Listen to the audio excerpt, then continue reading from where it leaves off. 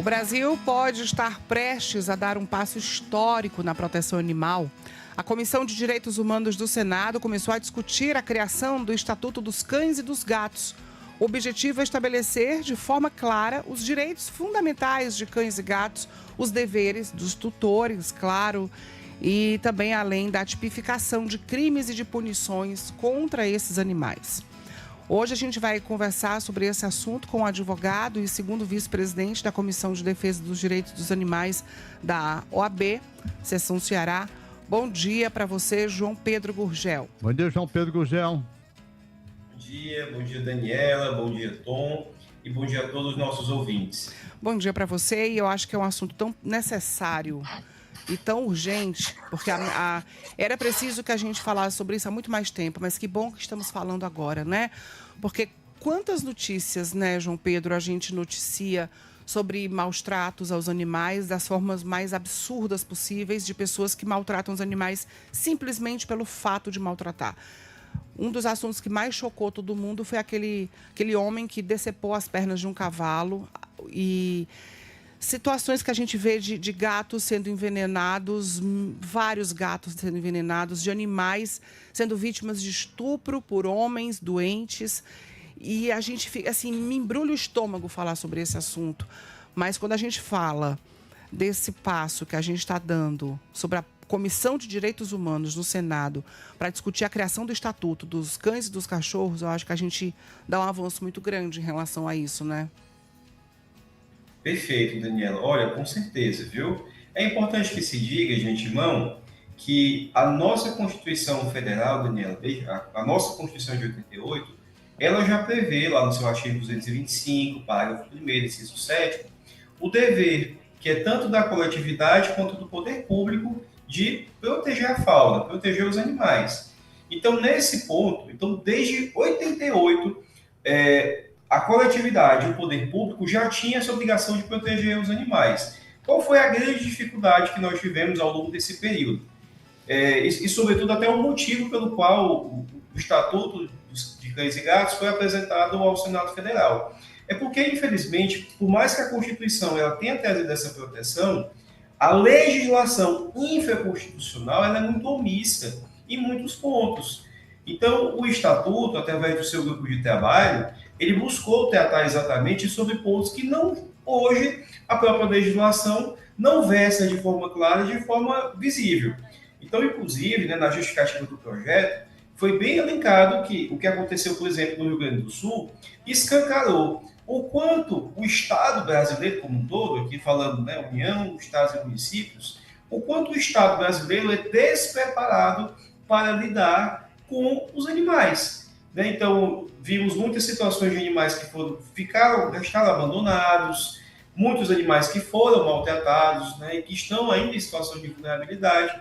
Então, uma norma jurídica como essa, completa, pensada, estruturada, ela realmente tem muito a crescer esse debate, e como você pontuou, Daniela, realmente a possibilidade de nós termos, enfim, uma definição quanto à atuação do poder público e da coletividade de forma pragmática. Né? O que é que vai ser feito, como vai ser feito, enfim. Então, o Estatuto ele vai pontuar tudo isso. Quais são os princípios do direito animal, quais são os deveres da coletividade, quais são os deveres do poder público. Então, tudo isso, né, sobretudo esse contexto que a gente está vivendo, ele é de suma importância. Pois é, agora quando a gente começa a falar dos direitos, né, dos animais, dos bichos, a gente está falando de direitos que muitas vezes não, são desrespeitados, né? Muita gente pensa que ter um animal é deixar o animal amarrado, o animal no sol, na chuva. Como é que isso vai ser feito? Como é que isso vai juridicamente, né? A gente está falando de forma... como é que as pessoas vão ser penalizadas dessa forma? Olha, é importante, Daniel, muito bom esse ponto. O que nós temos hoje? Desde 98, na verdade, nós temos a Lei de Crimes Ambientais. E a Lei de Crimes Ambientais, ela já previa no seu artigo 32 o crime de maltratar animais. Qual é a grande questão? É que naquela época, né, a pena era de 3 meses a 1 ano de detenção. Hoje, né, desde 2020, nós tivemos uma lei, que foi a chamada Lei Sanção, uma lei que se originou através de um crime que aconteceu com o animal lá em Minas Gerais, no Pitbull, E esta lei, ela aumentou essa pena para cães e gatos, é uma pena de hoje de reclusão, que vai de 2 a 5 anos de reclusão. Agora, realmente, qual é o grande diferencial? É porque o Estatuto de Cães e Gatos, para além da responsabilidade criminal, chama a atenção quanto a isso, mas ele também chama a atenção às sanções administrativas, que o Estado e, eventualmente,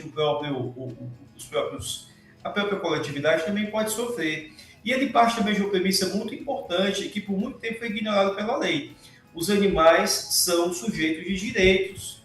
Então, quando a gente reconhece legalmente que os animais são sujeitos de direitos, a partir disso nós temos também uma outra proteção jurídica, ainda mais voltado para a reparação dos danos que os animais sofrem. É absurdo, Daniela, é absurdo, Tom, que infelizmente as pessoas não entendam, e isso acontece com uma frequência muito grande, é que os agressores eles saem impunes. E muitas oportunidades é exatamente as ONGs, as entidades de proteção animal, os protetores, que arcam com o ônus, sobretudo o ônus financeiro, exatamente do restabelecimento da saúde dos animais. Então, o Estatuto ele põe isso de forma clara e de forma exatamente a reconhecer que os animais é algo que Aristóteles, do século V a.C., já reconhecia. Que os animais sentem dor, sentem fome, sentem medo. Então, esse reconhecimento da ciência animal agora deve ser colocado de fato no texto da lei e, a partir disso, nós temos essa proteção maior. Ô Daniel, nós temos bem aqui, proibição de manter animais em correntes, combate à reprodução e venda clandestina de filhotes, definição do conceito de cidadania animal, que garante alimentação, abrigo e assistência médica veterinária, quer dizer, tudo isso está no conjunto, não é? Isso, exato, Tom. Assim, entenda, a lei de crimes ambientais, ela prevê exatamente a punição de maltratar animais. Mas a norma não é clara em dizer quais são as condutas que causam maus tratos aos animais. Então, o que acontece? No dia a dia, na prática, em muitas oportunidades, acaba que se recorre a outros tipos de normas, como, por exemplo, resoluções do Conselho Federal de Medicina Veterinária, para poder esmiuçar o que seriam maus tratos. Então, Tom, nessa perspectiva, o Estatuto já coloca muito claro que condutas podem ser consideradas maus tratos. Aqui no estado do Ceará, nós temos uma lei muito importante, que é a Política Estadual da Proteção Animal, que lá no seu artigo 7º ele vai descrever, em um rol que não é exaustivo, quais são as condutas que podem causar maus tratos. E aí você tem, por exemplo, isso é uma legislação estadual aqui, nossa. Por exemplo, submeter os animais a trabalhos forçados, a apresentações circenses, enfim, apresentações de entretenimento que possam causar maus tratos. Mas é importante que quanto mais, quanto mais disciplina a gente tiver sobre isso, quanto mais normas, a gente fortalece e amplia a proteção dos animais. Então, isso é o passo fundamental que é dado também através do Estatuto. Entre outras normas jurídicas que possivelmente podem virar lei, né? Aí multas e indenizações também, né? Para quem descumprir, né? Exatamente. Então, assim, não só a sanção penal, obviamente que é muito importante, mas exatamente nós temos em vista as sanções administrativas e as sanções civis. É importante que se diga que a reparação ela é um ponto-chave. Os animais são sujeitos de direitos. Inclusive, nós temos alguns casos, Tom, Daniela e todos os nossos ouvintes. A gente tem casos recentes de julgados em que animais, literalmente, perceba isso, literalmente, acionaram a justiça. Então, foi o cachorro Toquinho, foi o Rambo Spike, né? Eles são os autores das ações judiciais que pediram indenização por danos materiais, por danos morais, em face de situações de maus tratos e abandonos. Então, a tendência é que, a partir da aprovação de uma norma jurídica como essa, é que nós tenhamos essas situações cada vez mais frequentes, né? E as pessoas realmente pagando, literalmente, por aquilo que fazem com os animais. Muito interessante. E é preciso, né, que isso seja feito, porque talvez só assim, né, quando pesa no bolso, quando você é preso, quando você paga uma multa, é que as coisas realmente param de acontecer. Isso é um absurdo. Exato. E se você pensar, Daniela, nós temos algumas lacunas legais que infelizmente nos prejudicam. Por exemplo, a lei sanção, ela aumentou de fato a pena, né, a pena de maus tratos para cães e gatos, de 2 a 5 anos de reclusão, isso é fato.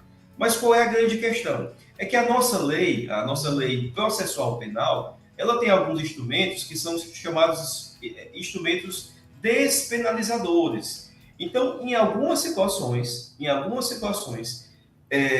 ao invés desse agente ele cumprir de fato a pena privativa de liberdade, ele ser preso, a própria lei vai propor a ele, e isso deve acontecer, está no nosso Código de Processo Penal, artigo 28A, por exemplo, um acordo de não persecução penal.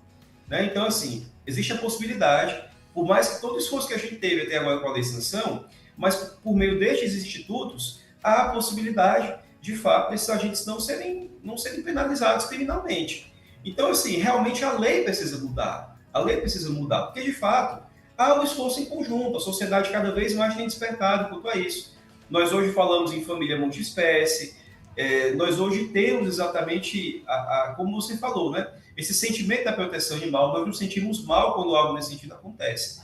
Agora, é imprescindível que a lei mude. E a lei muda, obviamente, a lei é feita, né, exatamente através do legislativo.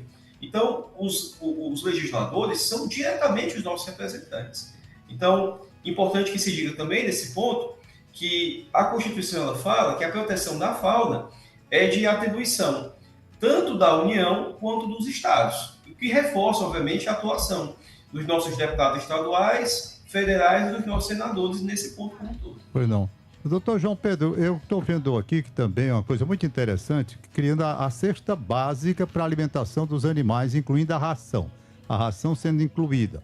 E aí temos que ver essa questão que está sendo levantada com relação aos custos da alimentação para o animal, com a carga tributária de 51%. Até isso também está sendo discutido, é? Exato, Tom. Porque, veja, o que nós temos? É possível a Constituição prever certas hipóteses de não tributação. Então, ao inserir na cesta básica a ração, o que é algo realmente interessante, porque, veja, se nós falamos em reconhecimento multiespécie, Tom, a gente fala, obviamente, do reconhecimento penal que isso tem, do reconhecimento civil, administrativo, e é importante que se diga o reconhecimento tributário. Né? Na jurisprudência, Tom, a gente já tem alguns avanços. Por exemplo, né? Hoje, infelizmente, os gastos com médicos veterinários e, eventualmente, tratamento de saúde de animal não são considerados gastos dedutíveis do imposto de renda. Mas nós temos alguns casos na jurisprudência que encaram os gastos com cão-guia como gastos de saúde e, a partir disso, nós temos essa redução da carga tributária. Né? Então, assim, esses precedentes, Tom, do direito tributário, hoje estão sendo utilizados também para englobar isso como um todo. Porque não adianta nós pensarmos, é família multiespécie, enfim, mas que essa ideia não seja espalhada para todo o direito, inclusive o direito tributário. Então, quer queira, quer não, ao reduzir a carga tributária da ração, que é imprescindível, portanto, para a manutenção do bem-estar animal, nós vamos sim prestigiar essa noção da família multiespécie e o cuidado para com os animais como um todo, a partir do cuidado, né, e da possibilidade do acesso também a essas benesses, quanto à entidade de proteção animal. Então é absurdo, por exemplo, que em pleno século XXI nós tenhamos as entidades de proteção animal não tenham propriamente uma legislação que garanta a elas, né, essa redução de carga tributária. Então, em muitas oportunidades em que o Estado foi omisso no cuidado com os animais, foram exatamente as ONGs, né, as associações, organizações da sociedade civil, como se queira chamar o termo mais técnico.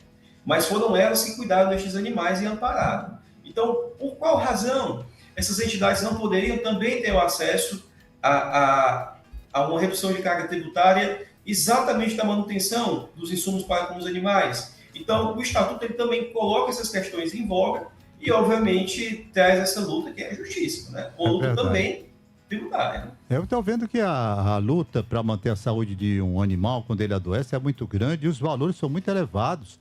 Quando um animal, um cão, vai ser levado a uma casa para ser atendido, a despesa está muito elevada. Isso daqui deveria ser admitido uma dedução do imposto de renda, pelo menos é a visão que eu tenho, né? Porque o custo é para a família como um todo. Você leva um filho hoje a um médico, muitas vezes gasta menos do que levar um animal para um atendimento de saúde. É uma coisa muito cara. Eu tenho acompanhado isso. Exato. E olha, Tom, vamos aqui do ponto de vista bem pragmático, né? A gente teve a oportunidade, enquanto comissão, e obviamente nós temos contato com alguns órgãos públicos. Há um tempo nós tivemos contato com, na época, né, a gestão da Clínica Jacó, e uma digamos, das doenças, né, mais recorrentes não é propriamente uma doença, mas sim o atropelamento de animais. O atropelamento de animais. Nós tivemos a oportunidade, né, que foi apresentado inclusive, né, foi tema aqui da nossa dissertação de mestrado, mas assim, o que é importante nós elencarmos que não é necessariamente uma doença que é apresentada na Clínica Jacó, mas sim o atropelamento de animais.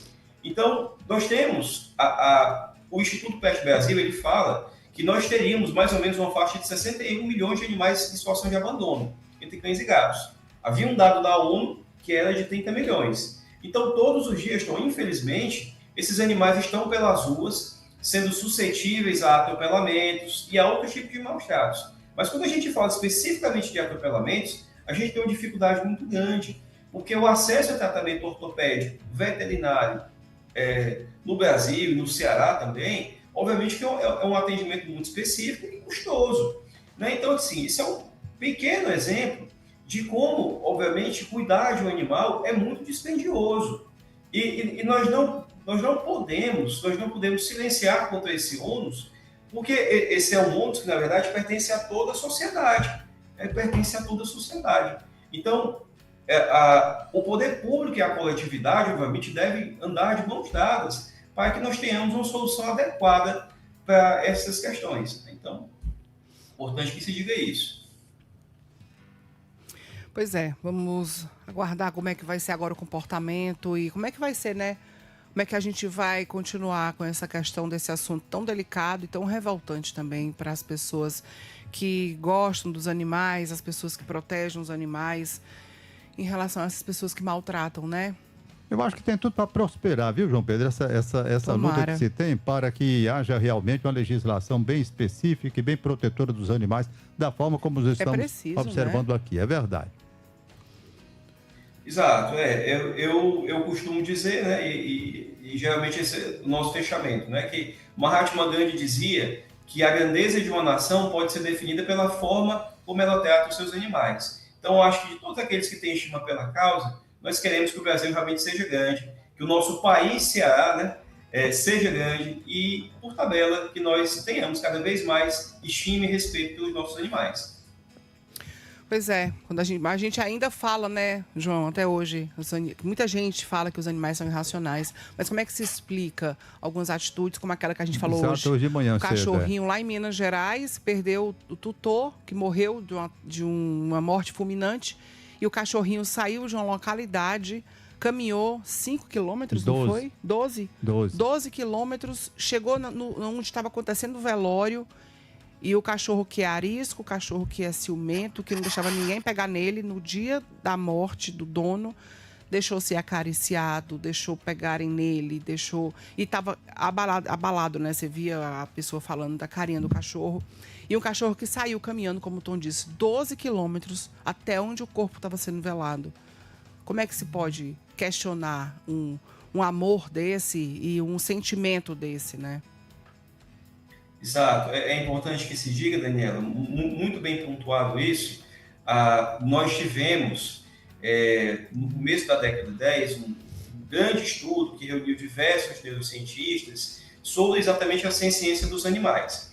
Porque, veja, esse comentário que os animais sentem medo, dor, fome, etc., sentem saudade, enfim, é um comentário que existe desde a Grécia Antiga.